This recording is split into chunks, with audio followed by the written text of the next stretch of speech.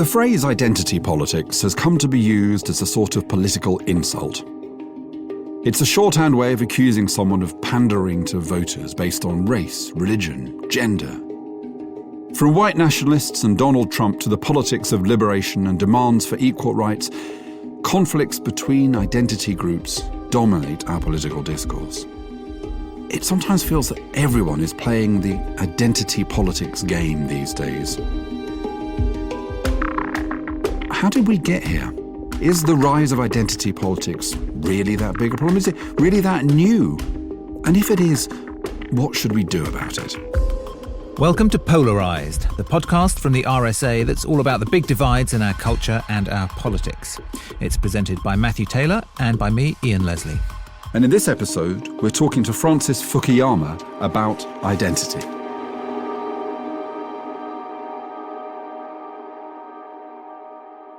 So this is our last episode of 2018, and it's a special one because of our guest, Francis Fukuyama, who is, of course, the author of The End of History, this seminal work that catapulted him to fame in the late 1980s and early 90s. His latest book is called Identity, The Demand for Dignity and the Politics of Resentment. And it's a response to the two major political events, earthquakes of the last 2 years, the election of Donald Trump and the UK's vote to leave the EU. And as I understand it, Ian, it's not just, you haven't just read the book, but you've just left it in a coffee shop. So you're disseminating this work generously to the world. Yeah, I feel it was an act of unwitting generosity. So hopefully someone out there has picked up the book in a cafe and is now being blown away by the ideas in it. And, before we speak to Francis Fukuyama, we're going to start this episode, as always, with a segment we call Full Disclosure, where we set out our preconceptions and our starting points and our assumptions about the theme that we're going to discuss. So, Matthew, when it comes to Fukuyama's work, including this book, what's your starting point? How do you think about it? Well, so one of the things about Fukuyama, of course, is this, that he has this, and it must be a weight on his shoulders, actually, in a way, that he is associated with one of the most influential ideas of the last kind of 30 years, which is the idea of the end of history, that liberal democracy had triumphed. Because no idea has been more commonly quoted by people in the last few years as a kind of preliminary to their account of the fact that everything's gone wrong. But in his defense, and this is what must make it galling for him that people talk about this idea so much, is actually the book was not as trite as that hypothesis suggests.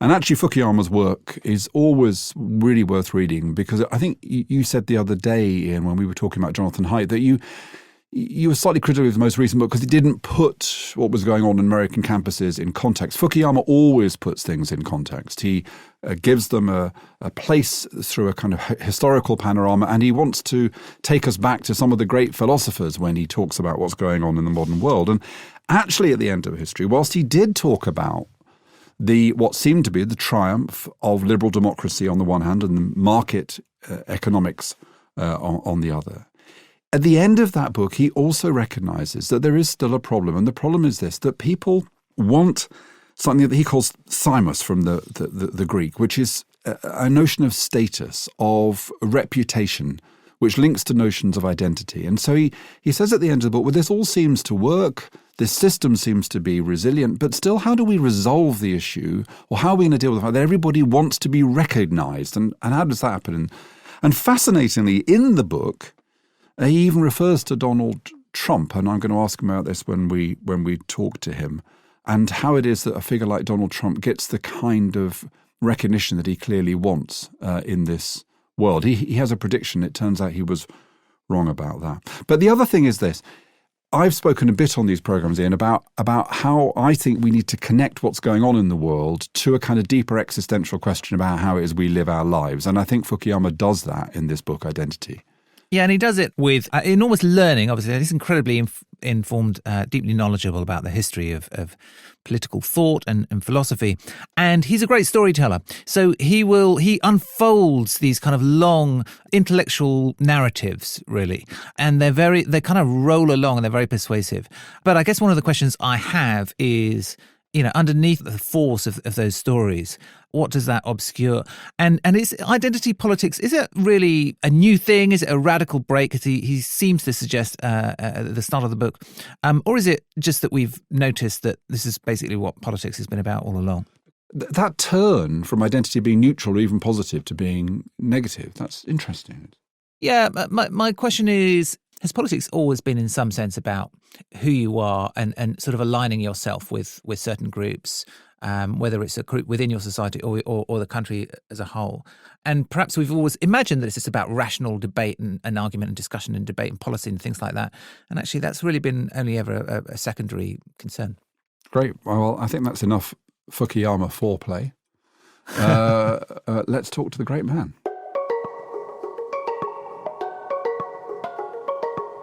Francis, I'd like to start by talking about this idea of thymos, which is central to your book, which you define as the part of the soul that craves recognition of dignity, and the kind of twins concept of isothymia, the demand to be respected on an equal basis. And then the third concept, you're going to have to help me with this one, megalothymia. Is that right? Yeah, megalothymia, yeah. Megalothymia, the demand to be recognized as superior.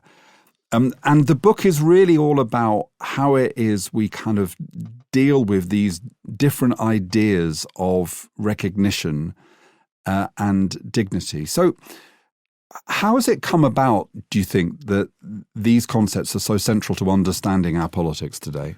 I think they're central because it's the part of human psychology that actually drives a lot of people into politics. It's the part that's really not recognized by modern economics, which is based on a model of human behavior that has, rationality and material desire, but not this desire for other people's approval of my internal worth. And that, I think, is actually very important to people because we're inherently social animals. The thing that makes it difficult to deal with is that it's not rational. It's really connected to some very deep emotions having to do with pride, shame, anger, and the like. If you think about the nature of politics, it's really all about anger. It's about one person getting up and denouncing another person for saying the wrong thing or acting unjustly or other things that have to do with judgments of relative worth. And it's also very much connected to the whole modern idea of democracy, because democracy really is based on a presumption of at least equal moral worth of all of the citizens of a particular society. Democracy came in the wake of highly hierarchical societies in which some people were explicitly said to be better than other people, aristocracies. And our presumption today is that people have an equal worth. And so much of our politics revolves around assertions that I am not being recognized, I'm not being granted equal worth by my fellow citizens, by the power structures in the society, and so forth. And so that's a universal grounding, I think psychological grounding for what we call identity politics today. And it seems to me that an irony here is that people who haven't actually read your book, The End of History, often cite you in terms of saying, there's the hubristic moment when we thought all problems were solved, everything's gone wrong since. But of course, actually in that book, for people who read it, it's a fantastic piece of work.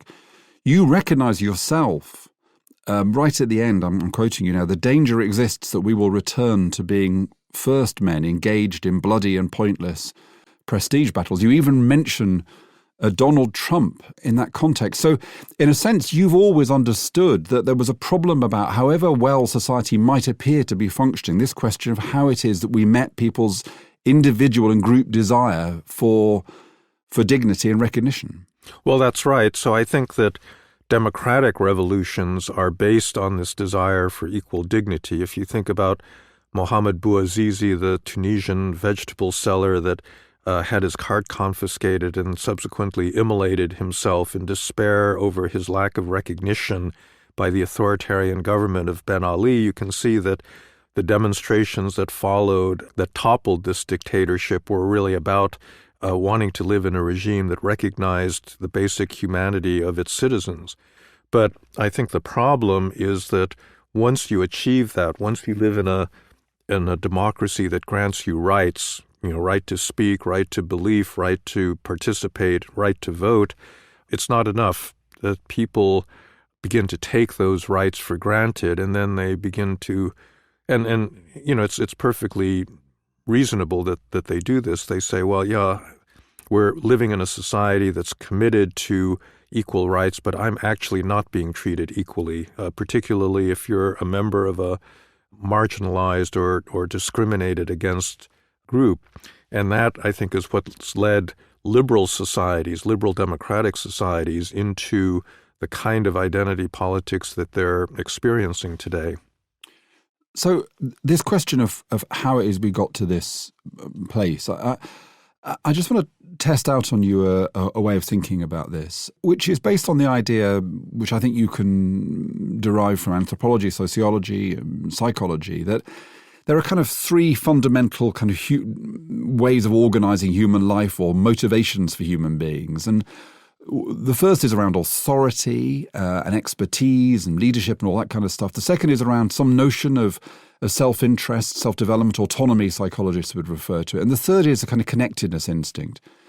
And then in a sense, that connectedness instinct, you might call it solidarity, that the system that some people refer to as neoliberalism, is basically a system in which there is a deal between the state and the market, between hierarchy and individualism. And the deal is the role of the state is to maximize the scope for markets to perform their magic.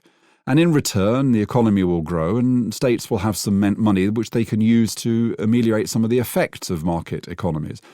But what's missing from that kind of neoliberal structure is respect for this kind of solidaristic element. And so, in a sense, you then get a left and right critique of the world. You have a left critique which says we've forgotten universalism, we've forgotten equality, society is terribly unequal, we've forgotten the dignity of those who are oppressed. But then you also get a right of centre critique of the same thing, which is anti-globalization, which is we've forgotten the nation, we've forgotten the tribe, we've lost respect for our traditions and for cohesion. And so that politics now feels like a fight between a left and right critique of that system, which you were describing in the late 80s and early 90s. Is that a kind of account which you recognize? Oh yeah, no, definitely. And in fact, I talked about that in the book, The End of History and the Last Man, that, liberal societies are based on recognition of individuals. And in many ways, the theoretical premise was that we all had these deep selves that were being suppressed by society and really wanted to come out. And on the economic sphere, it, really emphasized in many ways individual self-interest. But in neither of those understandings of human nature was there room for the need for solidarity. Human beings are just born as social animals. They obviously have individual interests, but they also have these very, very deep emotional ties that drive them into society. And I think one of the things that a liberal society that produces peace and prosperity doesn't give you is precisely that feeling of community, of relatedness to people. And in fact, individualism is prized by liberals, but it leads to a society in which you have excessive individualism, in which the ties of family, of neighborhood, of other forms of community have atrophied, and they're sacrificed at the altar of maximizing individual self-interest. So yes, I think this is a problem with, the fundamental, I shouldn't say the fundamental liberal conception, because I think a lot of serious liberal thinkers, like Alexis de Tocqueville, have understood that this is a problem and that people need these sorts of ties, and have argued for a moderated form of liberalism that gave some space for this communal instinct that people had. But certainly, I think in the especially in the decade following the collapse of communism, you had a form of neoliberalism that was very ideological and pushed a very, very stark kind of agenda. And that did provoke, I think, the critiques from both the left and the right that you're seeing today. So I've been closely involved in politics through most of my life. I worked for Tony Blair, worked for the Labour Party, and I was involved in election campaigns. And those election campaigns were hierarchical or individualistic in the sense that they were about which government will be the most efficient and effective, the technocratic kind of argument, and which government's going to leave you with the most money in your pocketbook, which is a kind of individualistic argument. Now we have a politics steeped in solidarity, and it seems to me that whilst we would agree, I think, that it is important to recognise bonds and connectedness and membership and belonging, the problem with an overly solidaristic politics is that it has certain characteristics. Yeah, first of all, it's about groups, and when we talk about a group, there's an in-group and there's an out-group, so that is an issue. Secondly, it's a politics very steeped in morality. So it's not just a politics about whether or not my judgment is right or your judgment is right, or even about balancing interest. It becomes an argument about who is morally right. And that's very difficult to resolve. If we start from a point of view of arguing that each other is kind of morally wrong, that is quite intractable. And then thirdly, it's quite this is a visceral politics. It's a politics of feeling as much as it is of reason. So this is why this moment feels so intractable. Would you agree with that? I think that communal politics takes on that character. Yes, that's right. But it all revolves around what kind of community are you promoting. And there are communities that are, healthy and that cultivate human flourishing, and there's others that promote aggression and conflict.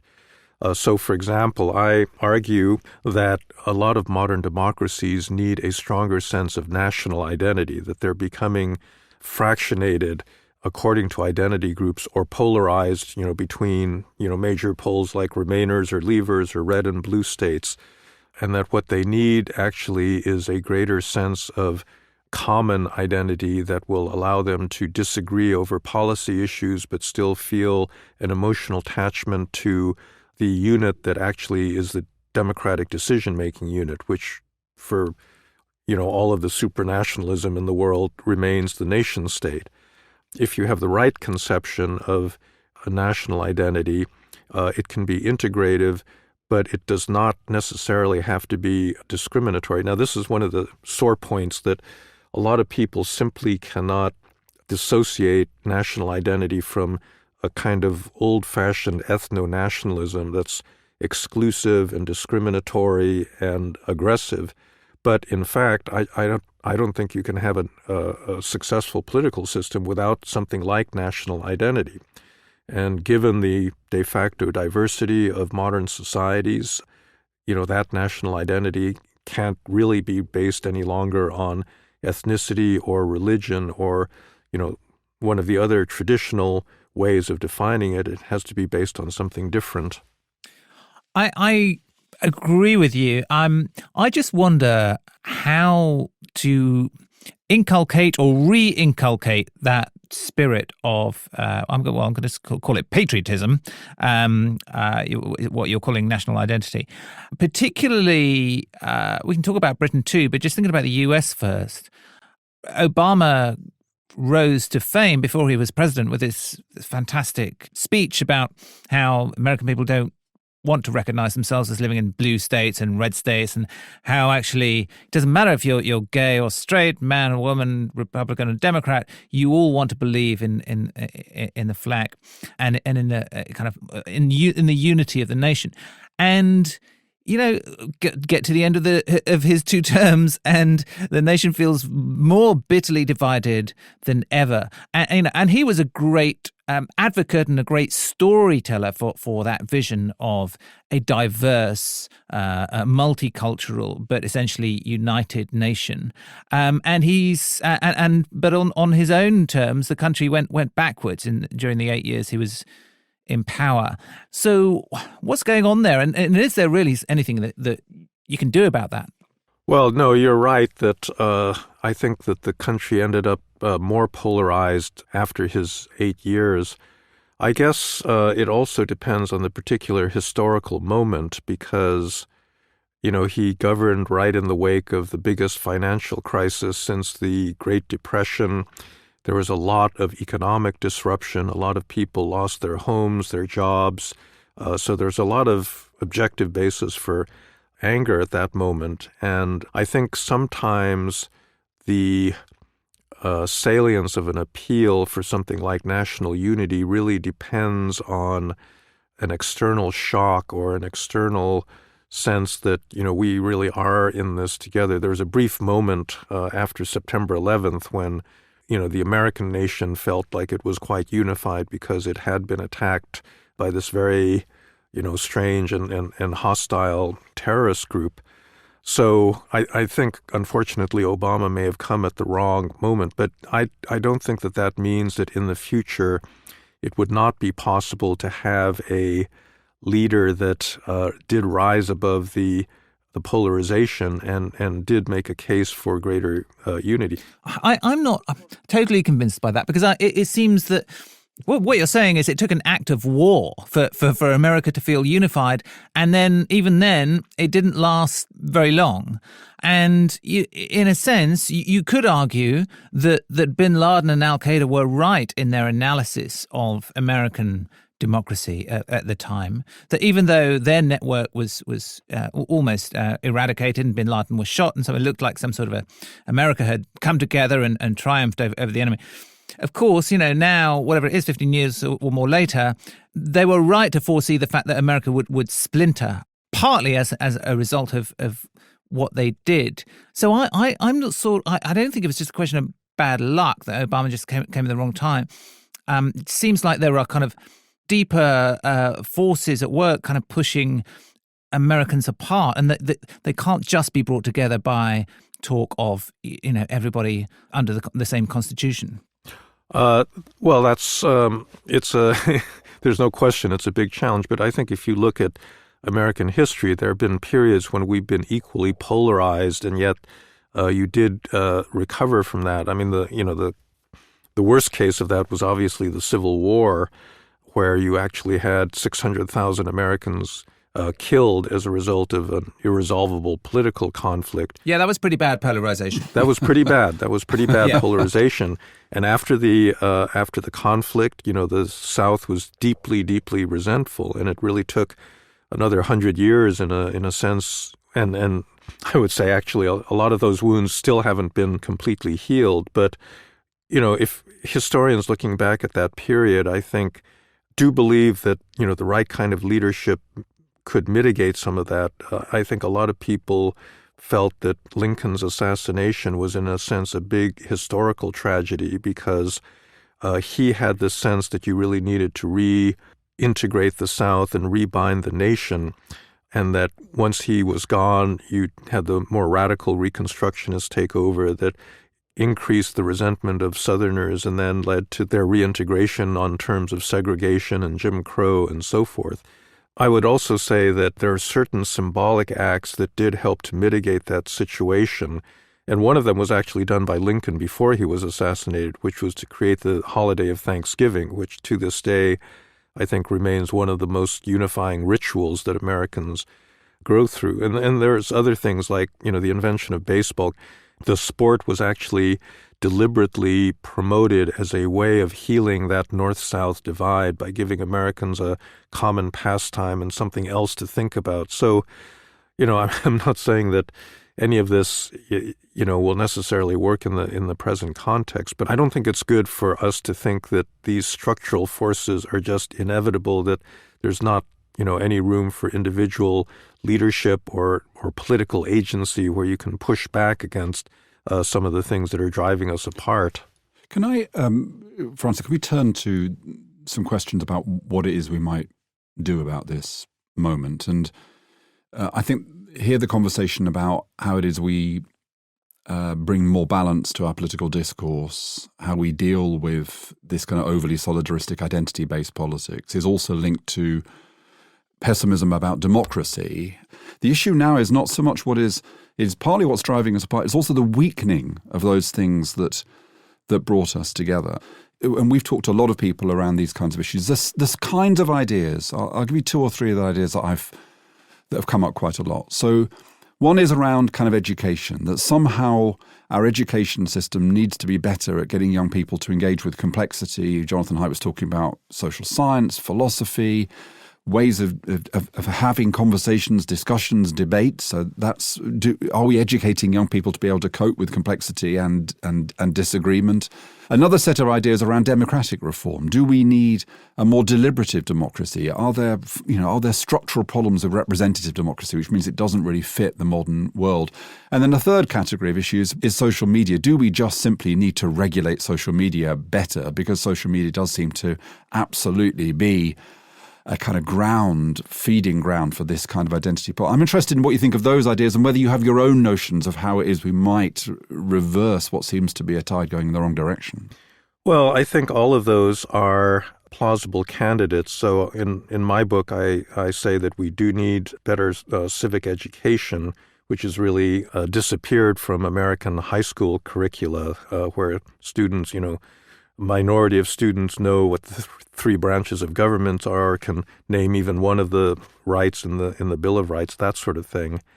In a sense, however, the existing polarization makes that agenda very difficult, because I think if we all decided we needed better civic education, we'd still be deadlocked over what that content should be. Nonetheless, I think that's something that that we can work on. Maybe using a deliberative process.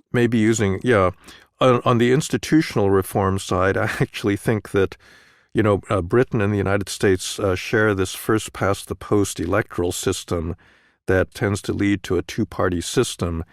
And I think that in itself has contributed to polarization, because the incentives for both of the parties in the United States right now is to move towards their extremes. And if you had something like the Australian ranked choice voting or limited preferential vote, where you could actually rank candidates, it would be much easier to have a centrist third party emerge. I think in terms of social media, yes, I think that regulation is appropriate. There's another route, though, that you didn't mention, which really has to do with, I guess, looking at the underlying sociology of the moment. So you basically have this division. This is absolutely true in both Britain and the United States, where the more liberal voters tend to be younger, better educated, and they live in cities where they benefit from globalization. The backlash voters are older. They tend to be more rural, less educated. We've seen that in France. Certainly seeing that in France at the moment, where that is a real periphery versus a city's. Yeah, but they also tend to be white. I mean, this is a big role for race and ethnicity. Yeah, so race is also an element of that. I think that's really the division between populists and liberals, throughout, in Turkey and Russia and Hungary and in a lot of different places. But part of, I think, the appropriate response is actually to understand why people are voting for those populist parties. And, I think part of the answer is some of them are just racist and xenophobic, but part of the answer is a lot of them are genuinely not being recognized by the political system, by the popular culture, and they genuinely do feel ignored and left out. And I think some attention to that might ease or at least break away some of that populist vote. Part of that, I think, has to do with adjustments in immigration policy. Part of it just has to do with, recognizing this lack of recognition as one of the things that's driving the populist anger. So to kind of finish our conversation, Francis, in your book and in what you've said, and I completely agree with this, there's in a sense, what you're encouraging is a kind of deeper philosophical awareness of the kind of challenges of the human condition, of the way we have to manage our individual desires and the need for societies to cohere and to be able to get on with each other, plus a set of policy suggestions, but they're subtle, thoughtful, nuanced policy suggestions. But the problem is, given what we know about identity politics and where politics is right now, it seems that the notion that we will be able to become kind of more philosophical on the one hand and more capable of generating intelligent, balanced policy, that seems a long way away. So I kind of have to end by asking, are you an optimist about where we are? I think that, Yeah, I guess I do still remain moderately optimistic. If you look at the recent midterm election in the United States, it took a while for this to sink in, but the Democrats really did extremely well. They flipped 40 seats in the House of Representatives, and they basically swept all of these suburban districts with middle-class, better-educated voters, particularly female voters. A lot of people really do not like Donald Trump, and they're reacting to that. In the recent German elections, it's true that the Christian Democrats did not do well, but it wasn't the AfD, the right-wing party, that was necessarily gaining. There was a generalized discontent with the elite parties, but, the Greens also increased their vote share. And so it's just not clear to me that we're slipping inevitably into this world of out-of-control identity politics. And I think the main way that you fight back is actually by voting. I think that, with some decisive defeats of these populists as a result of failed policies, I think that, that's the route towards an eventual recovery of the system. Francis Fukuyama, thank you so much for your time. Thank you very much for talking to me.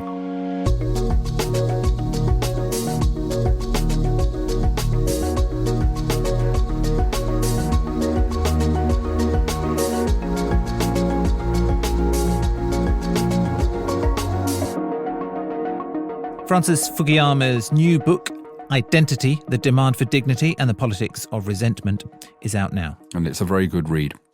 But if you go to a coffee shop somewhere in central London, you might be able to get it for free. For free, yeah, exactly. So, Ian, what did you think of what the great man had to say? Well, he is fascinating, as you would expect, and deeply thoughtful and interesting. I'm less of an optimist than he is, at least as far as... I got the sense he feels he has to be optimistic. It's almost his civic duty to be optimistic. Yeah. I'm not sure. No, I think that's true. But then really his duty is as a thinker, surely, right? So,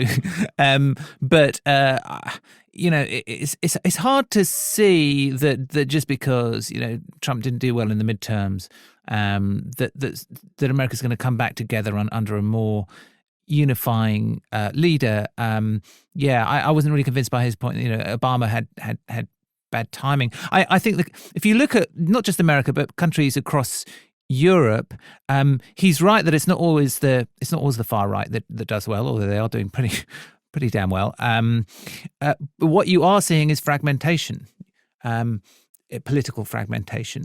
Yeah. Less so in this country, only because we've got quite a system that's very hard to fragment. Yeah, I was tempted when he talked about electoral reform as being a way forward to ask him about Italy, which is has a highly proportionate system and is a complete. So they're all totally fragmented. They're all kind of splitting into groups that are aligned, a lot of them to identity in some way. And I don't know. I'm an optimist by nature, but I can't really it's not easy to see the way out of that. How these countries can reignite the flame of national sentiment in which we're all in this together, even though we're different.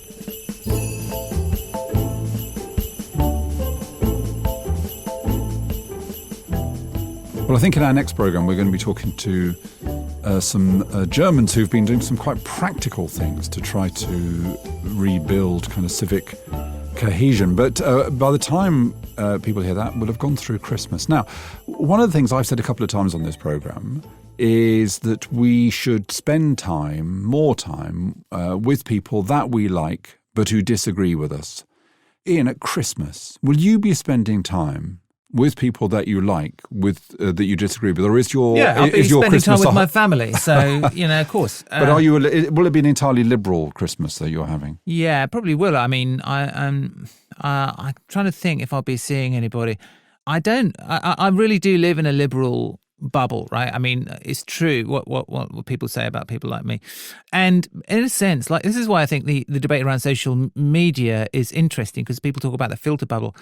Actually, there's very little evidence that there is a real filter bubble on social media, and that there's some evidence that people are exposed to a much wider range of views than they would be otherwise, right? I grew up in a filter bubble because we only watched the BBC News and we bought The Guardian. My parents bought The Guardian every day, right? That's a real filter bubble. Whereas now, the answer to, this is a long answer to your question, but I'll be arguing with people on Twitter, hopefully nicely and politely, but that's where I get disagreement, including with people who come from a very different part of the political spectrum. Well, please don't tweet on Christmas Day, Ian. I'll try not to.